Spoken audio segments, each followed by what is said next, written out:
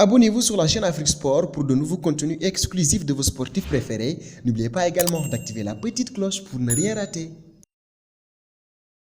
Bonjour à tous et bienvenue dans cette matinale d'Afrique Sport et on débute avec le Boxing Day qui bat son plein en Angleterre. Pour les premières affiches, Jordan Ayew n'oubliera pas de sitôt son but face à West Ham. Ayew a bien attendu son heure en préparant son coup mais déjà très en verve comme depuis l'entame de la saison. C'est lui qui offre le ballon pour l'égalisation de Cheikhou Kouyaté. West Ham avait ouvert le score par Robert Snodgrass à la 57e minute.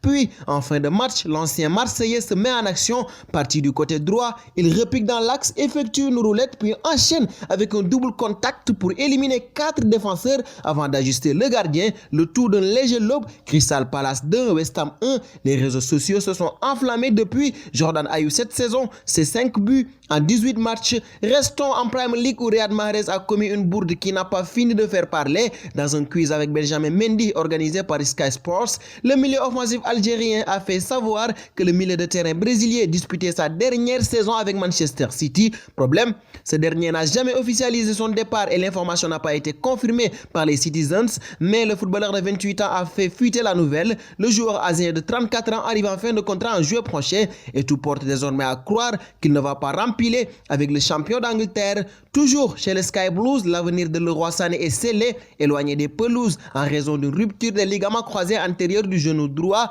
Leroy Sané ne quittera pas Manchester City cet hiver. Le Daily Mirror rapporte que l'attaquant allemand ne prévoyait pas de mettre fin à son aventure avec le club mancunien au cours du mois de janvier. L'ancien joueur de Schalke 04 ne risque de toute façon pas de trouver un point de chute à mi-saison du fait de sa grave blessure. Le footballeur de 23 ans aurait toujours pour ambition de revenir au Bayern Munich. Par ailleurs, le Paris Saint-Germain songerait à son profil en cas de départ de Kylian Mbappé. Du départ, il peut y en avoir à Dortmund. En effet, le Real Madrid envisage un retour du défenseur marocain Achraf Hakimi, prêté pendant 2 saisons au Borussia Dortmund. Le quotidien AS indique que le club de la capitale était disposé à rapatrier le latéral droit de 21 ans à l'issue de la saison 2019-2020. La Maison Blanche avait été convaincue par ses prestations de l'autre côté du Rhin. Sous contrat jusqu'en 2021 avec le BVB, Achraf Hakimi a lui-même ouvert la porte à un retour au Santiago Bernabéu. En 2019-2020, le Madrilène a joué 26 matchs, toutes compétitions confondues, pour 6 buts marqués. Au Real Madrid, un autre Africain peut aussi débarquer, plusieurs fois décisif avec Villarreal cette saison. André Frank Zambo Anguissa aurait réussi à accrocher l'entraîneur de Real Madrid, Zinedine Zidane. Après sa saison complètement ratée à Fulham, le milieu de terrain camerounais fut envoyé à Villarreal en prêt avec option d'achat. Chez les sous-marins jaunes, Zambo Anguissa est devenu incontournable tant défensivement que dans le jeu, puisque le joueur se pointe à la 3e place du classement des meilleurs dribbleurs avec 2,9 dribbles réussis par match du championnat derrière Nabil Fekir et Lionel Messi. Zambo serait ainsi une cible du Real Madrid à en croire Okedia Rio. Le média madrilène affirme que Zinedine Zidane a été séduit par l'ancien Marseillais lors du match nul obtenu par les merengues au stade de la Ceramica 2 buts partout le 1er septembre dernier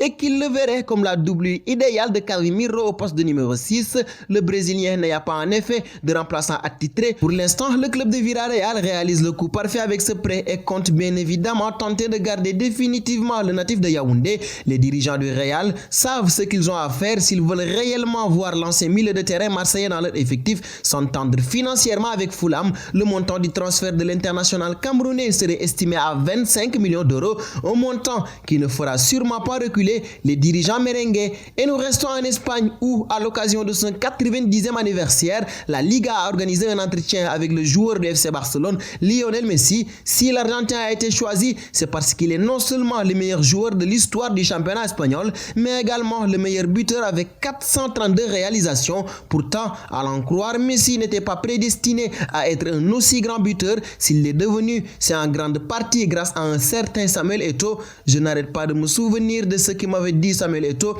Il m'a dit: le jour où tu commenceras à marquer, tu ne vas jamais t'arrêter. Il l'a dit parce que j'avais de nombreuses occasions mais je ne les marquais pas. Et un jour, je me suis découvert et les buts ont commencé à entrer. Chaque fois que je suis sur le terrain, je suis moins obsédé par le but et plus par le jeu, a ainsi déclaré Lionel Messi. Il faut le reconnaître, en termes de but, la légende camerounaise en connaît une encyclopédie. En but, Cristiano Ronaldo s'y connaît parfaitement aussi, mais se voit déjà, comme Samuel Eto'o d'ailleurs, diriger une équipe de football. Le Portugais de la Juventus, âgé de 35 ans, a accordé un entretien avec Abola sur son avenir. En ce moment, je ne pense pas devenir coach, mais peut-être, qui sait, si un jour je m'ennuie et que ça me tente, si je devenais entraîneur, je serais quelqu'un de motivant. Durant les entraînements, j'aurais l'obligation de transmettre ma passion et du talent à mon équipe. Par exemple, j'aime m'amuser, dribbler, tirer et marquer des buts. C'est ça que je devrais transmettre, ainsi que de la confiance, a ainsi annoncé la star portugaise de la Juventus.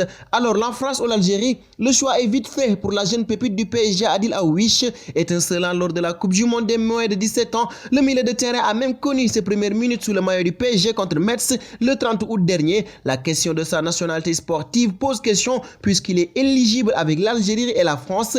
Interrogé dans le colonne du Parisien, le jeune joueur a évoqué son ambition avec le maillot de l'équipe de France. Je rêve de tout gagner, de tout remporter, de tout soulever, de marquer beaucoup de buts, de faire un tas de passes décisives. J'ai envie de m'imposer dans un groupe professionnel et de gagner des trophées. Aller chez les Bleus, c'est aussi un rêve. Là, je suis en équipe de France de jeunes et cela me pousse forcément pour aller en an. Voilà qui est dit. Et nous terminons avec Fawzi Goulam et l'intérêt de l'Olympique de Marseille. Si ces derniers jours, Marseille et le joueur ont opté pour le silence, l'international algérien a évoqué ce dossier et il veut rester à Naples. Alors, il va devoir travailler dur pour récupérer son poste de titulaire occupé actuellement par l'Espagnol Mario Rui. L'ancien joueur de Saint-Etienne n'a pas du tout peur de la concurrence et aimerait rester pour s'imposer comme il l'a fait à ses débuts en 2014.